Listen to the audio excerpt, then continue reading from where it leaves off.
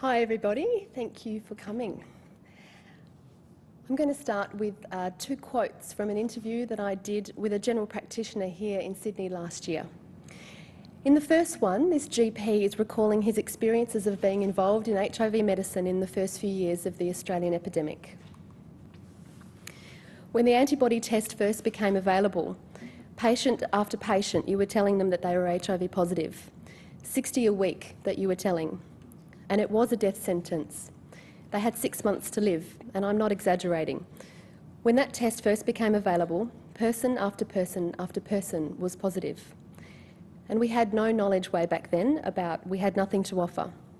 We were looking after people who were visibly dying, and then physically sitting with them, and then signing death certificates. So later in that same interview, he went on to explain how much HIV had changed in the course of his medical career. From about 1996 onwards, with the advent of protease inhibitors, everything changed. I was very fortunate to be around a lot of people we diagnosed way back in the early 80s who are still with us, and it's been my privilege, if I can say that, to be there for them, but equally still looking after them now. And how lucky can you be? We were on a huge learning curve ever since those early days. Despair has turned to hope, if I can be as silly as that, and it's now just a chronic, manageable condition, and that's how we approach it. These two quotes point to some of the issues and problems that are central in my current research. They tell us that HIV medicine has changed. Doctors no longer have nothing to offer. Their patients are not likely to die within 6 months of diagnosis, at least not if they're lucky enough to be living in Australia and to have a Medicare card. They suggest that the world of the GPs who provide HIV care has also changed. This is no longer a frontline emergency. In fact, HIV is often now described, just as this GP put it, as a manageable chronic condition, as routine, relatively predictable, with effective options for treatment and genuine hope for the future. So why then, in the face of all of this scientific and clinical optimism, is there a nervousness building about where the next generation of HIV doctors is going to come from? If the medicine works so well, why are we starting to worry about how to find the doctors to provide it? There are three parts to my talk tonight, and they all relate to the question of how an individual becomes engaged in an area of professional interest, with my focus being HIV. So I'm going to start with some very self-indulgent navel-gazing by reflecting on my own experience. And then I want to talk about GPs who have a special interest in HIV medicine in Australia and why I think they matter. And finally, I want to look at how the problem of health workforce shortages is constituted in both the popular imaginary and in some current policy documents, to consider some of the implications of constructing doctors as unengaged, or even more commonly, as absent or missing. But before I get into the main content of my talk, I want to firstly take the opportunity to express a few very heartfelt thank yous.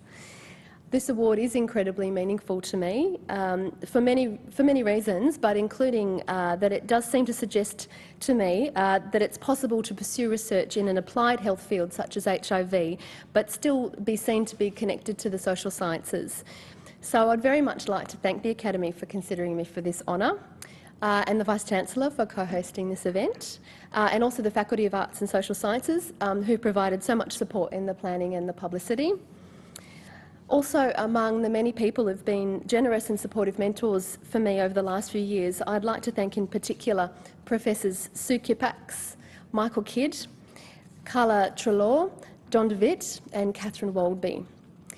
And I have to thank my family also, my parents who are here, my sister and my brother who aren't, the rest of my very large family, as well as Jana, who made so much of my research life possible. There's many more people to thank, but I might use up all of my time doing that, so I'm going to move on. And I hope that all the other colleagues, collaborators and friends, many of whom have really trekked out here tonight, I very much appreciate. Hi everybody. I hope that you all know how much I appreciate the role that each of you have played in helping me find my way into and to stay engaged and employed in an area of work that I truly love. So I've been based at NCHSR, the National Centre in HIV Social Research, for more than 11 years now, if you include the first few years in which I was a student. I'm never exactly sure, though, how to explain how I ended up working as a qualitative social researcher in the HIV sector. Looking back at something as an early career research trajectory necessarily involves constructing a particular story about how it all fits together, what led to what, and what it ultimately all means. But of course it's never that coherent when you're living through it. So I'm going to start instead by distracting you with a photo of my two gorgeous daughters. Josie and Lila are the two best little career interruptions an early career researcher could ever dream of. They're beautiful, wild and fearless little girls who believe that they can do just about anything, and so far they almost always can. This award is really theirs just as much as it's mine. They have two very dedicated parents, but neither of us was keen to stay at home with them full time, so we both like to work. So the last few years of my life have been all about balancing a growing research workload with the always pressing and changing needs of my children's early years. So thoroughly inspired by that photo, I hope that you'll indulge me with another. And aren't these two cute? Two little sisters looking like butter wouldn't melt. Of course, as I'm sure you've guessed, that isn't my daughters, that's myself and my sister Renee in about 1979. I was about 4, the age that my eldest Josie is now. And while we're enjoying this family sideshow together, here's another photo of us in about 1982, so I'd be almost 7. And here we are a bit older, I think that's about 1987, the year that I turned 12. So I'm sure that you've thoroughly enjoyed that little tour through my early years, but I'm actually getting ready to make a point. The last photo was taken, as I said, in about 1987, and that was a significant year for me. I was in my final year of primary school in Fremantle, Western Australia. I was extremely proficient at that stage in choreographing my own dance routines to the Bangles, George Michael and the like. This was also the year that Kylie got married on Neighbours and Countdown broadcast its final show. But of course, 1987 is also significant as the year that I and many other people around Australia were first introduced to the idea that a new era in infectious disease was upon us. The now infamous Grim Reaper campaign has been much discussed since it was broadcast, with debate often focusing on the controversial use of fear as a health education strategy and the inadvertent stigmatising of gay men who were by association implicated in the bowling down of innocent members of the community. Without going into those debates tonight, the point that I want to make here is that HIV was first introduced into my life and the lives of many other people around Australia as a representation. HIV was not meaningful to me as a health issue affecting me or someone I loved, or as a feature of the place that I lived or the world that I occupied. All I really knew of this thing called HIV, or at that stage AIDS, was a set of carefully constructed media images and ideas deliberately designed to evoke an emotional response that would frame HIV as a national emergency. And the campaign was so successful in achieving this that even people who were born since this campaign was broadcast still make reference to the Grim Reaper if asked what they know about HIV. My interest in these kinds of images and their meanings is probably quite revealing of my undergraduate degree in Communication and Cultural Studies, which continues to influence the way that I frame and approach my research.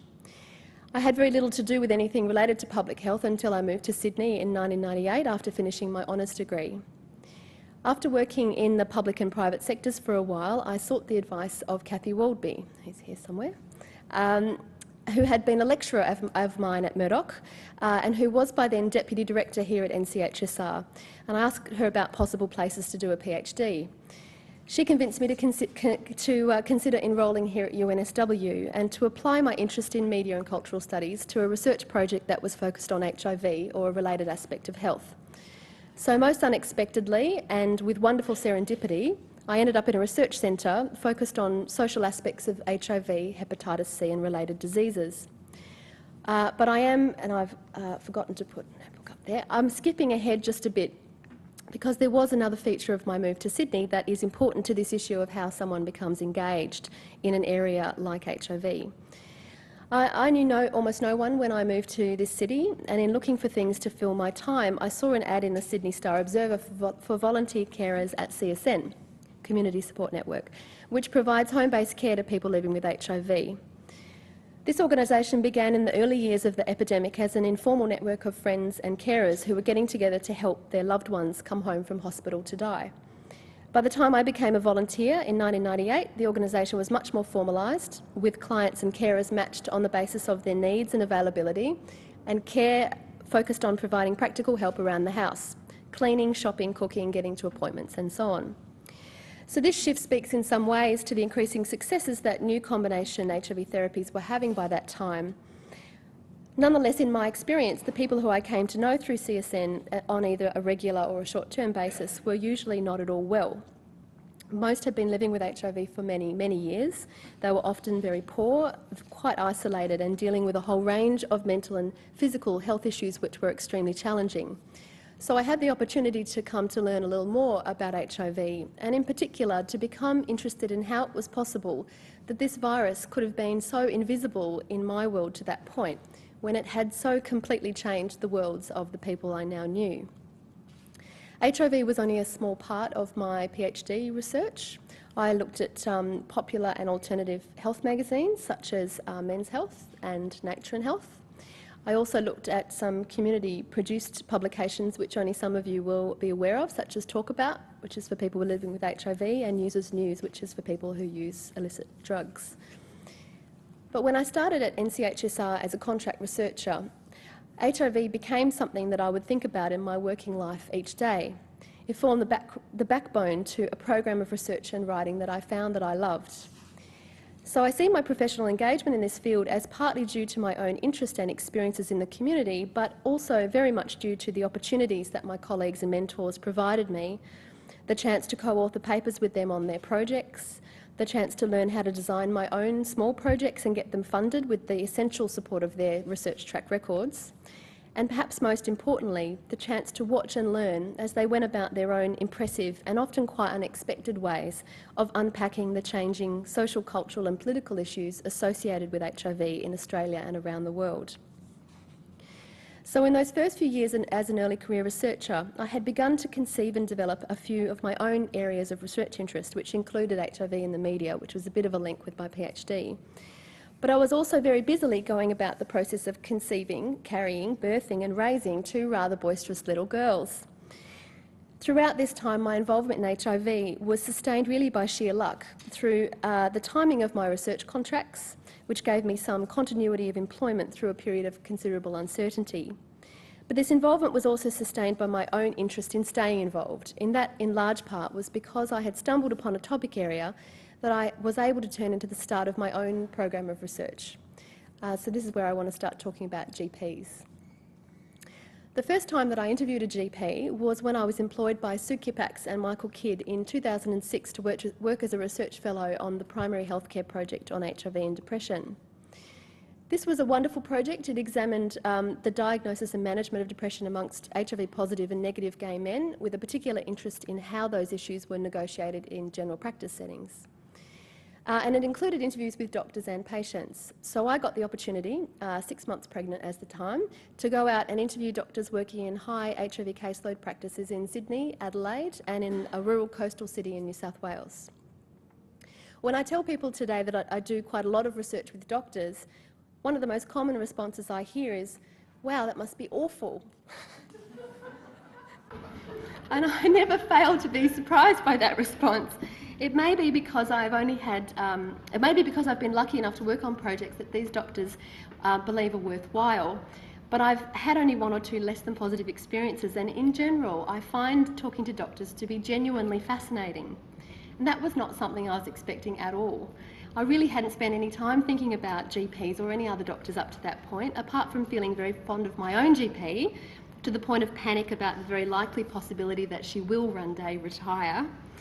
But I found that I just loved this research. I loved thinking about the way that these doctors talked about their patients, the careful language that they used, the assumptions that they made, and the aspects of our discussion which sometimes seemed to be harder for them to participate in.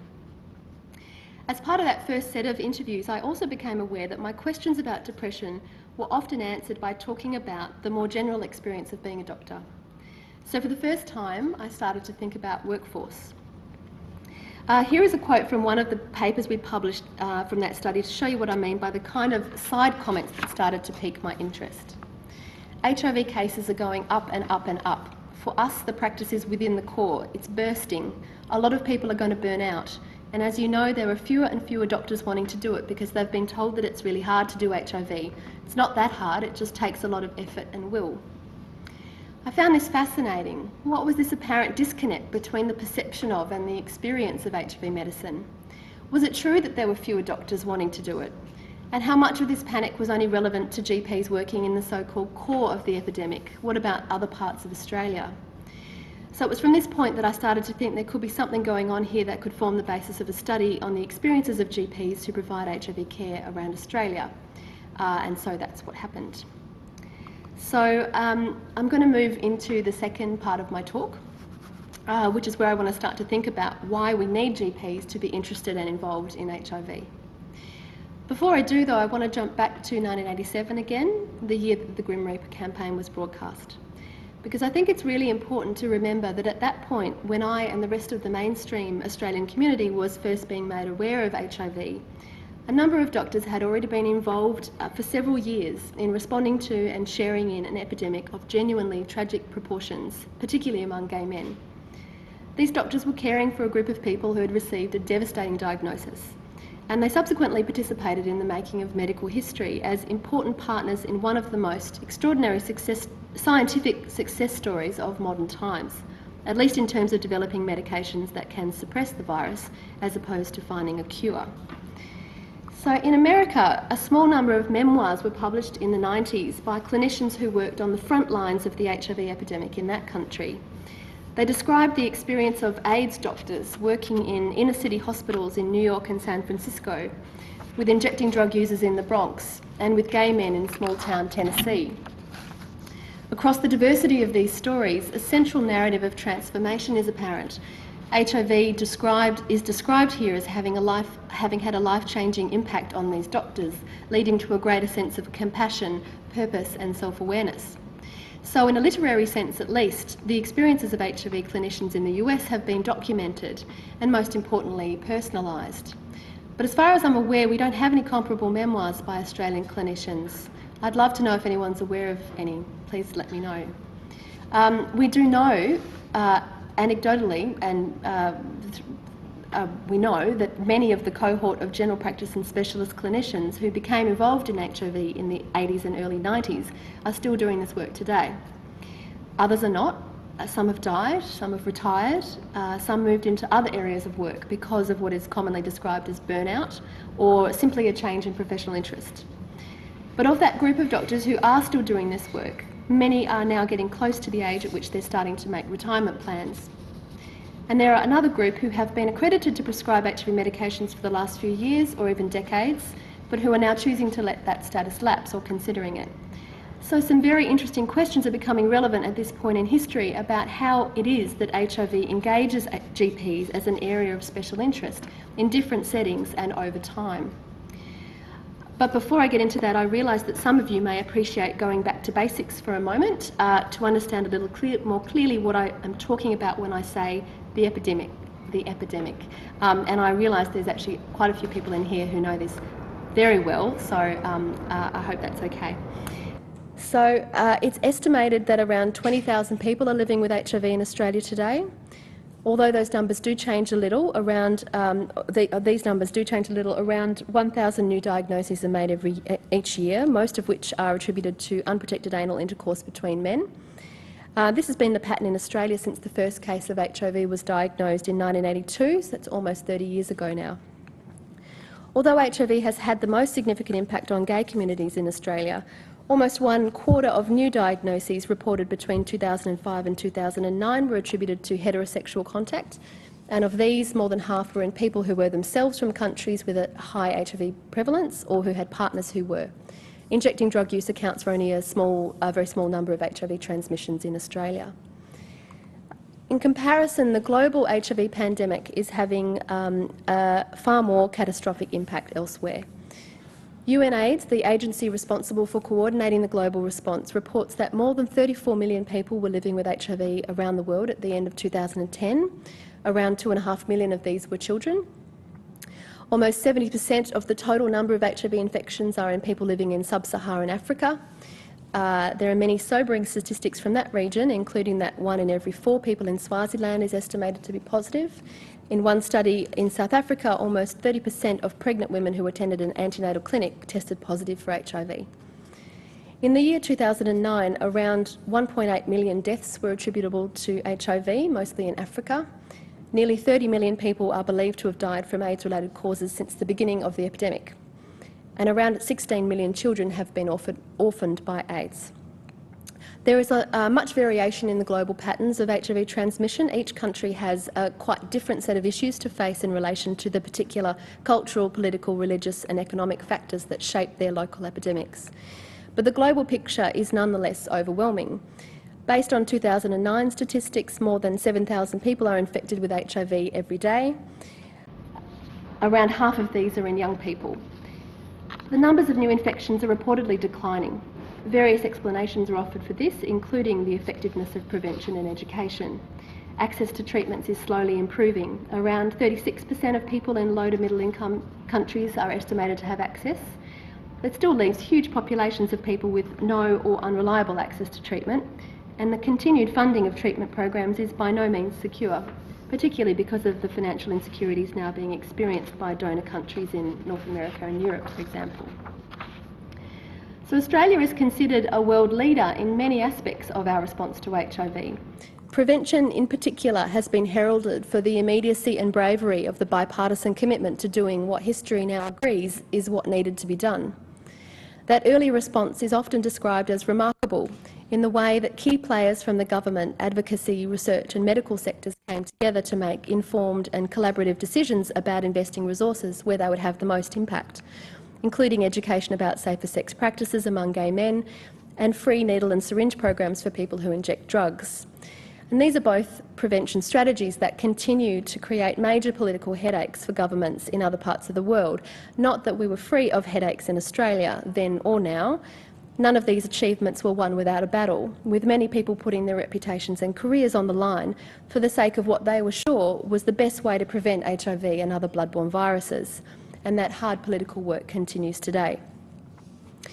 We're also known in Australia for having made some unusual and in many ways quite brave decisions about how HIV treatment and care services would be delivered. In particular, I'm talking here about the special role that was made possible in Australia for skilled and accredited medical practitioners to provide HIV care in private general practice. So people living with HIV are able to access care from GPs working in the community.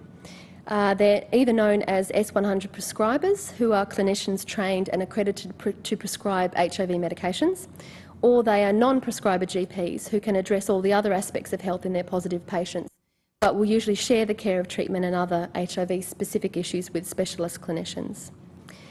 So for people living with HIV, having the option to access care in the community means not always having to get to a hospital or a specialist clinic, which can be much more inconvenient, potentially also stigmatising. But it has not been at all common for HIV care to be made available in general practice settings in other parts of the world. Countries like the US and the UK have been trying over the last few years to facilitate this shift, but they're facing many difficulties because it just hasn't been a part of GP work in those places to date. So in these ways, it seems to be quite lucky in Australia.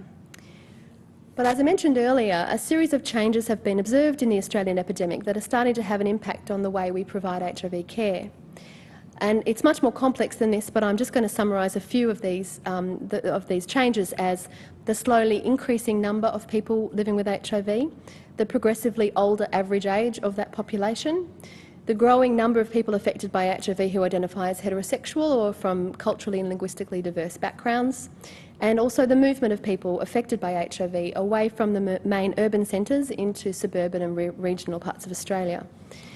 So these and other changes have led to a number of concerns being expressed in policy and advocacy circles about whether sufficient numbers of GPs, of new GPs, are taking up prescriber training to enable HIV care needs to be met in the coming years in all the different parts of Australia.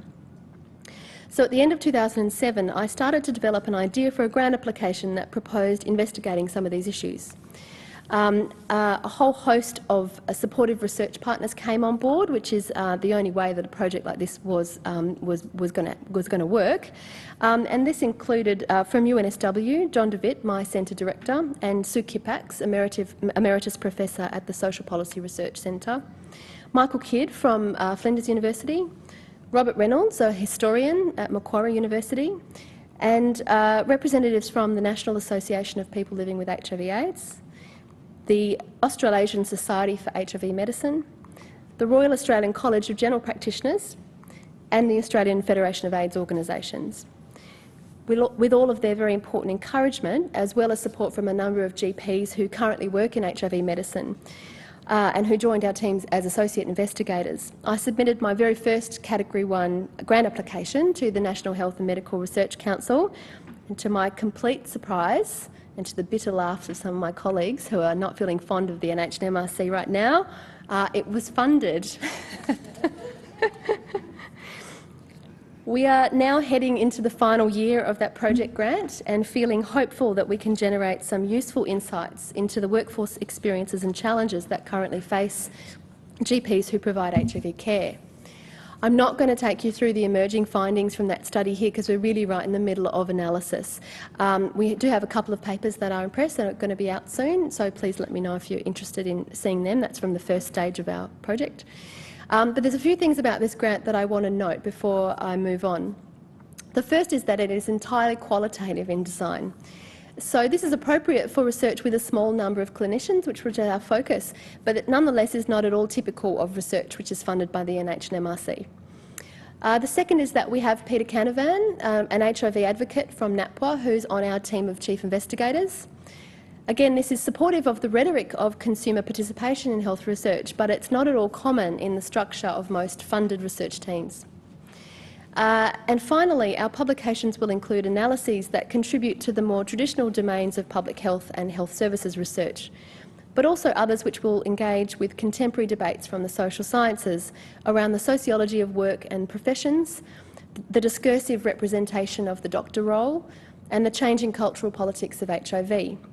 And for all of that, I am particularly proud. So I'm moving into my final section. And I want to take the opportunity here to think just a bit more broadly about how the problem of health workforce shortages is constituted, both in policy and in the popular imaginary. I'm going to start with some examples of the policy nervousness that I've mentioned a couple times, which is contributing to this question about where the next generation of HIV GPs is going to come from. The current National HIV Strategy, which is the 6th since the first was developed in 1989, includes dedicated sections on models of care and workforce development, and here's just a couple of parts from it. While increasing numbers of HIV-positive people are living longer and changes have occurred in the duration and type of care they require, both HIV specialised and generalist general practitioners continue to play a wide role in care, with the majority of people living with HIV seeing an S100 GP for their HIV care. Workforce issues include the fluctuating distribution of S100 prescribers, GP-based and specialist, and their patient caseloads, and the recruitment and retention difficulties for S100 prescriber GP prescribers and clinicians with an interest in HIV. So as you can see, GPs are being viewed here as both essential insofar as they play a key role in the provision of ongoing quality HIV care, but also as precarious. GPs are constructed as literally fluctuating. They don't necessarily set up shop in the places that are most accessible to patients. And also difficult in that there doesn't seem to be as much interest these days from GPs in learning about and getting involved in HIV medicine, and then of course in staying involved over time. Another quote I think is particularly interesting to look at here is from the final report of a project conducted by Asham and NAPWA in 2009. Anecdotally, the many health professionals working in these areas of HIV medicine and with marginalised communities remain there because of personal commitment and passion. There is evidence that this situation will not continue indefinitely. I like that this quote recognises that the knowledge we have about how health professionals become engaged in HIV is anecdotal. There's been almost no research on this issue to date. I also like that it makes an explicit link between HIV and the communities that it affects. So getting involved in the medicine will also always be about getting involved in the lives of people who may be marginalised or affected by a range of social issues. I'm talking here about gay identified and other men who have sex with men, people from culturally and linguistically diverse backgrounds, illicit and injecting drug users, sex workers, Aboriginal and Torres Strait Islander communities and many others. But what I find most interesting about this quote for tonight is the applied assumption that the generation of health professionals who first got involved in HIV were motivated in that work by social and political factors, and that this has for some reason now become a historic artefact. And there are two parts to this, I think. Personal commitment and passion are represented as phenomena which are unpredictable and unsustainable. There's a sense that they will always ultimately run out, and so there's little point in trying to understand or anticipate them. Secondly, there's an implication here that this change is generational, that a new cohort of health professionals is now or soon will be upon us, for whom these matters simply do not factor into their choices around work and profession, for whom commitment and passion has, for a multitude of unexplained and potentially unknowable reasons, gone missing.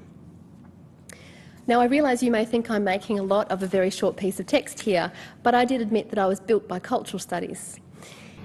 And I do think that there are a set of complexities evident here which are revealing of contemporary narratives about what it means to be a professional person, what it means to do work that is fulfilling to oneself and valuable to society, and in particular what we can and can't do to shape and influence how the worlds of healthcare work and healthcare need match up. So I want to take a quick look now at an example of how health workforce shortages are represented in what I'm calling the popular imaginary. In this case, it's actually from America. I happened to be in the States in June, and I was reading the New York Times Sunday edition, which I love to do, and in it I happened upon this fabulously provocative editorial, "Don't quit this day job." And it's a bit of a long quote, I'm sorry, there's 2 pages.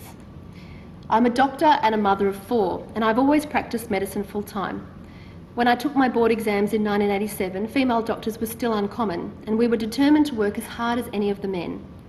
Today, however, increasing numbers of doctors, mostly women, decide to work part-time or leave the profession. This may seem like a personal decision, but it has serious consequences for patients and the public. With a growing shortage of doctors in America, we can no longer afford to continue training doctors who don't spend their careers in the full-time practice of medicine. It isn't fashionable, and certainly isn't politically correct, to criticise work-life balance or part-time employment options, but it's different for doctors. Someone needs to take care of the patients. In a perfect world, hospitals and clinics could keep more female doctors working full-time by setting up childcare centres with long operating hours on site.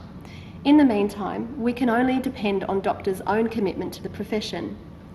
Medical education is a privilege, not an entitlement, and it confers a real moral obligation to serve.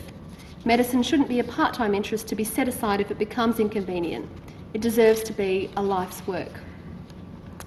Now, as you can probably imagine, this generated a fair degree of contention from the audiences of the print and online versions of the New York Times.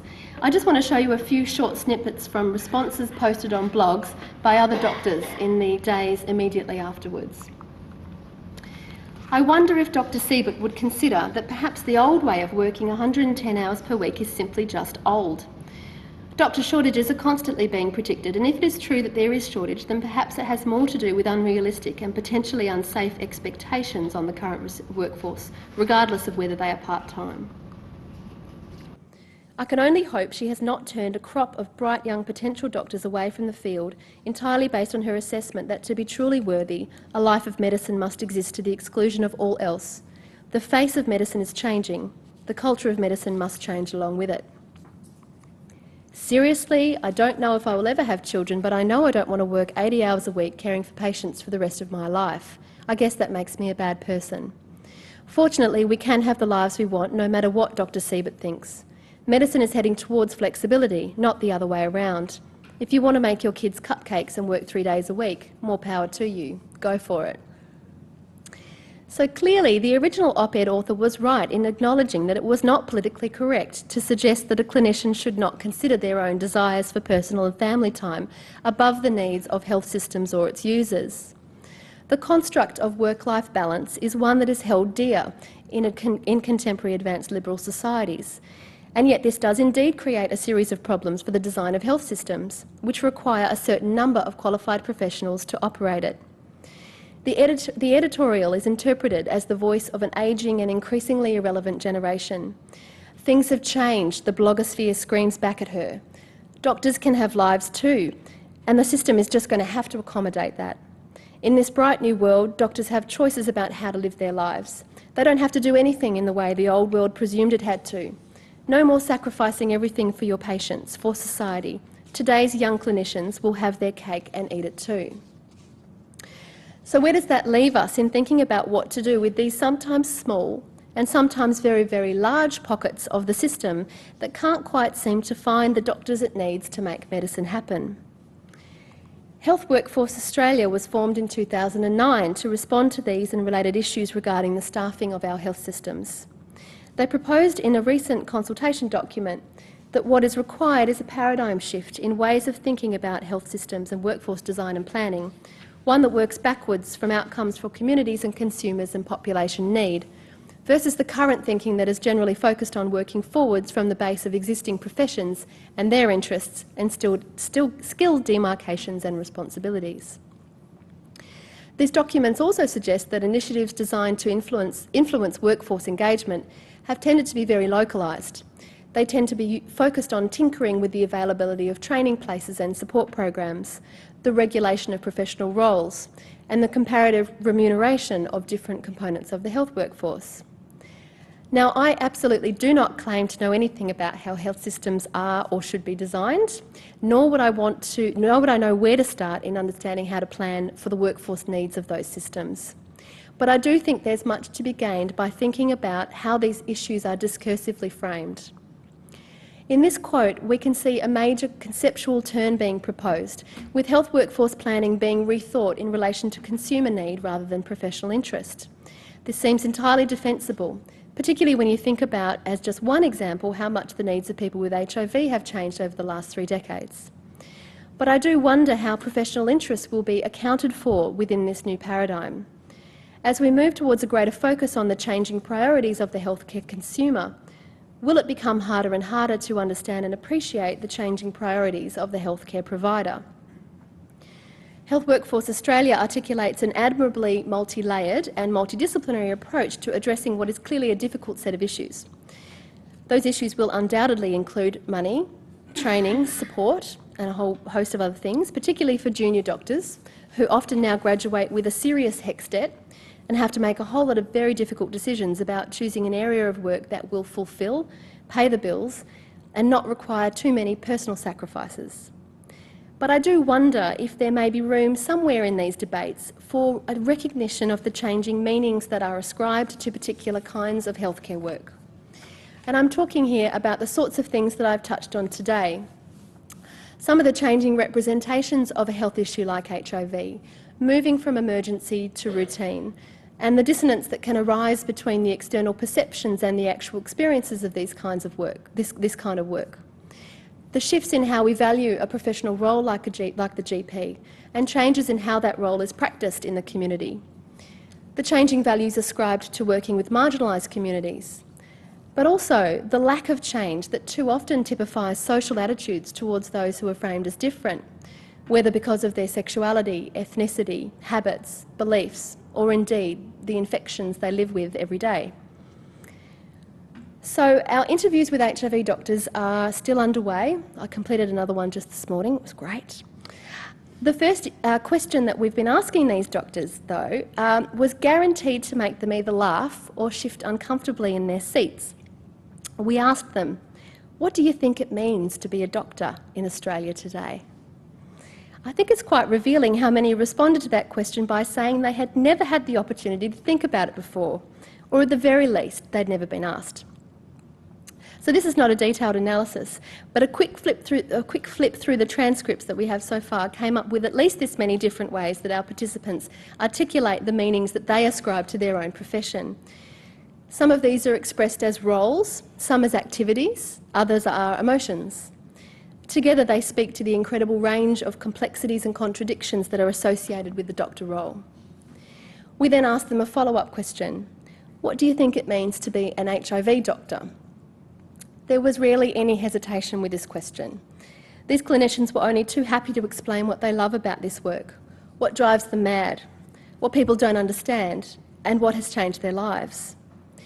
We have much work to do in thinking about how to unpack all of this, but you can see quite clearly in just this exercise that some of the extra things that they came up with when they wanted to describe what it meant to be an HIV doctor, some of these are clinical.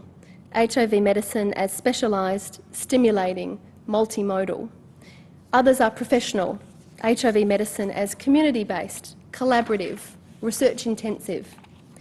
But many of them are explicitly political. HIV medicine as social justice, responding to the politics of disadvantage and marginalisation. And I think that this is an excellent example of the kinds of cultural politics which are potentially being overlooked in the ways that workforce shortages are currently being thought about. So, to conclude, here we are again. A full generation after HIV was first detected in Australia, and it's still with us. The medicine has changed dramatically and for the better. But it's nonetheless a full generation later, and HIV will still directly shape how I talk to my daughters about all of those issues and ideas that people and cultures and institutions have found so difficult to respond to in relation to HIV. Sexual practice, sexual identity, gender relations, drug use, pleasure, stigma, difference. HIV still shapes how health policy is made and how programs and organisations are funded and health systems designed and lives led, here in Australia as well as other parts of the world. It's a full generation later and we still need people to care about this issue, to think about how it could potentially affect them personally or about how it already does affect others today. We still need lots of people who care in government. We still need lots of people who care in community. We still need lots of people who care in research, both clinical and social researchers like me. And we still really need lots of GPs who care, who are interested in taking account of HIV in the ways that they organise their approach to practice, how they make decisions about and conduct their work. Just like any other group, the doctors who do this work today are diverse. But I can say with complete sincerity that I think they're wonderful. Many have played a significant role in responding to HIV, both in those now thankfully historic days of emergency and tragedy, and in our current times, responding to the needs of a sometimes quite hidden population who are living their lives in communities across the full breadth of this country and participating in cultures that span the full depth of our economic, educational, generational and ethnic diversity. These doctors are about as important a group of professionals as we get in our community, and ideally hope their ranks will be continuously replenished with the kinds of engaged clinicians that typify the early response to HIV. But I'm not at all sure that we will become any clearer about the ways in which clinicians or any other group of people, early career researchers included, become engaged in particular areas of interest by reducing the way that we think about work and profession to issues of remuneration, training or workload. My own engagement in this field was largely due to a timely combination of serendipity and opportunity, but there's absolutely no doubt in my mind it was also about the cultural and political meanings that HIV held for me at that time and that have continued to generate an incredible amount of meaning for me as I have begun to build a research career. So you can perhaps begin to understand a little of why I'm feeling interested at this point in pursuing a line of research on the potentials for critical and social theory to inform policy debates around health workforce shortages, including finding new ways to think about how that concept is itself constructed as a problem, and who and what, therefore, should be included in the many conversations to come about the potential solutions. Before I finish, I would like to thank everybody for coming here tonight, and I've got my email address there, so please contact me if there's anyone who doesn't want to talk in question time. And I do hope that many of you can stay for a drink to celebrate me getting through this very long presentation. And just one final thank you, which I have to give to Jake for all of the hours that you spent in helping me to refine the content of this lecture. I think you're wonderful. Thanks, everybody.